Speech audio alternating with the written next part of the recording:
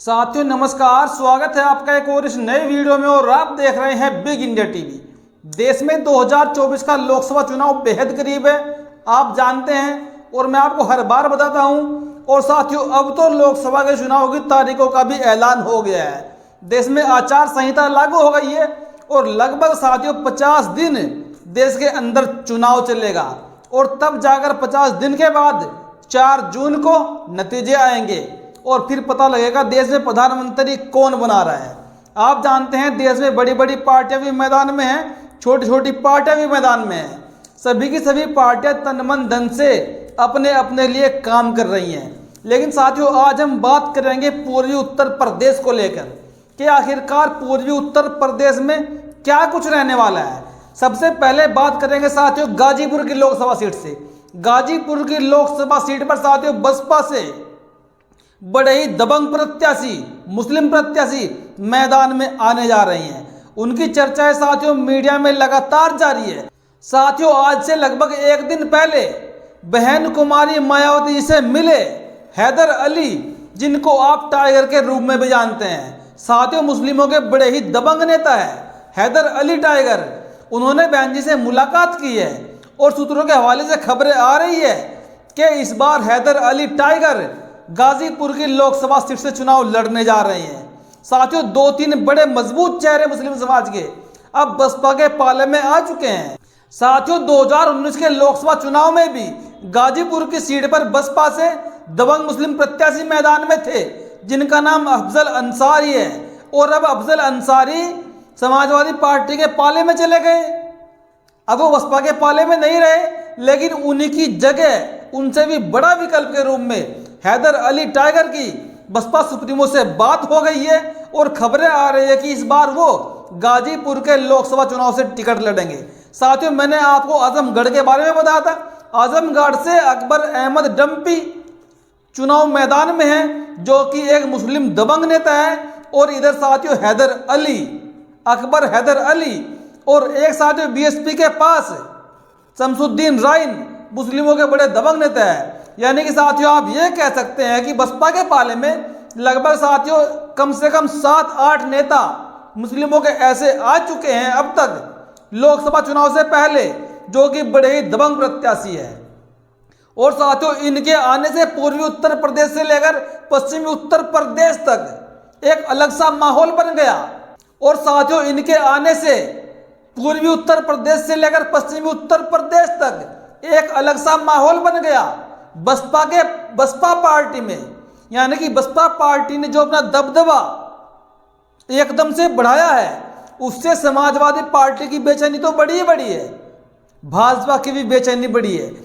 साथियों मैंने आपको पहले ही बता दिया 1-2 वीडियो में कि बसपा सुप्रीमो मायावती जी ने ऐसे प्रत्याशी मैदान में उतार दिए, खोज कर, चुन चुन कर, जो साथियों भाजपा के प्रत्याशियों का वोट बैंक काटने में सक्षम साबित होंगे। कई ऐसे पिछड़े समाज के प्रत्याशी, सवर्ण समाज के प्रत्याशी, मैं बार बार नाम अगर उनका लूंगा तो आप कहेंगे आप बार बार एक ही वीडियो बना रहे हो। लेकिन मैंने आपको पहले बता दिया, थोड़ा सा मैं आपको बता दूं, ब्राह्मण समाज से, क्षत्रिय समाज से, पिछड़े समाज से और मुस्लिम समाज से भी। यानी कि जो काम बसपा सुप्रीमो ने 2007 में किया, सवर्णों के ऊपर दांव लगाया, पिछड़ों के ऊपर दांव लगाया, मुस्लिमों के ऊपर दांव लगाया, दलित तो बीएसपी के साथ है ही, इनके ऊपर भी दांव लगा। साथियों इस बार भी बहन जी ने वही समीकरण बनाकर तैयार कर दिए लोकसभा के चुनाव में। और साथियों खबरें तो ये भी आ रही थी कि शायद अब भी बसपा सुप्रीमो के इंडिया वाले गठबंधन में आने के चांसेस है। एक साथियों पत्रकार है, वरिष्ठ पत्रकार, जिनका नाम अभिषेक कुमार है, जो द न्यूज लॉन्चर पर वीडियो लगाते हैं।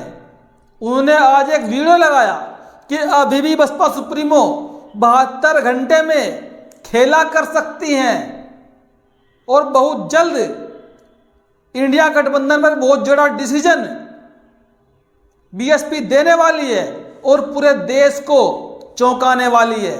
साथियों खैर होगा तो देखा जाएगा।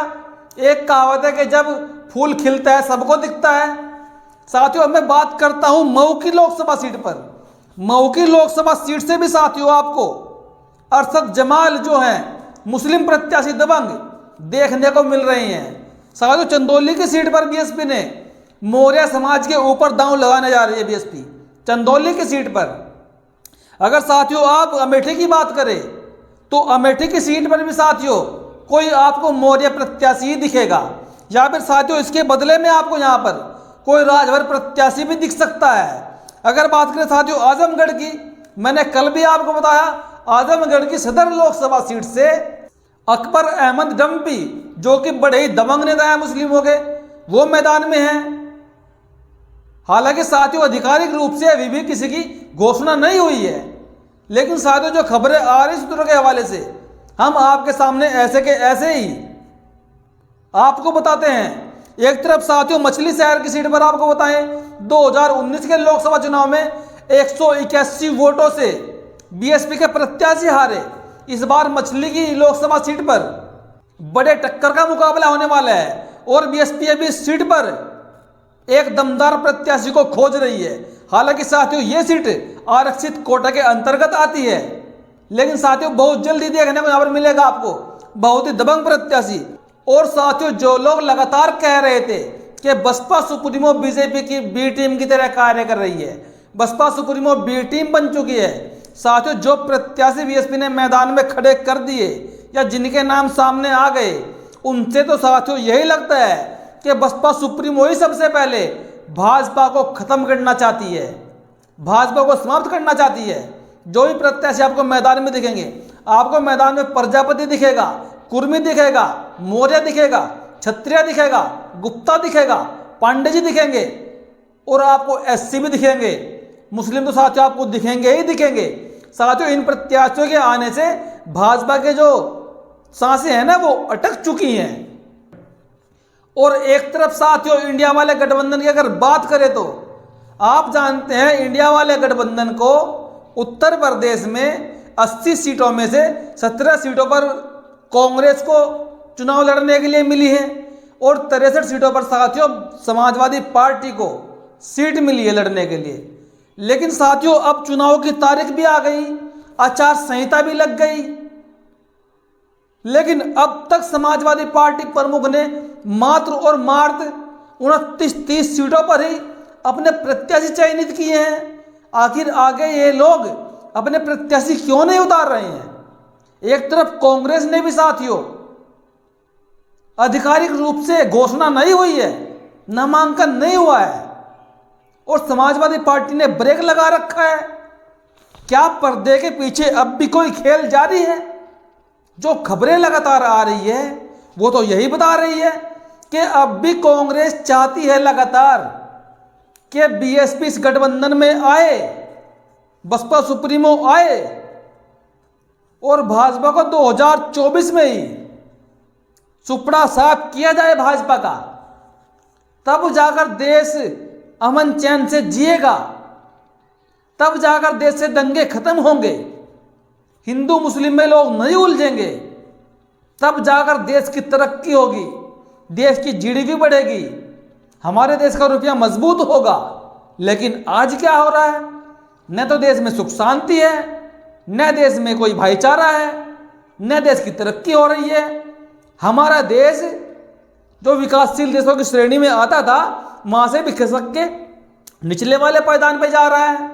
भुखमरी के मामले में हमारा देश पाकिस्तान से भी पीछे दिखाया जा रहा है आंकड़ों के अनुसार। आखिर देश में चल क्या रहा है? और एक तरफ मोदी जी का महामाया मंडन गौतम मीडिया का 400 पार, भाजपा का नारा 400 पार का लगा दिया।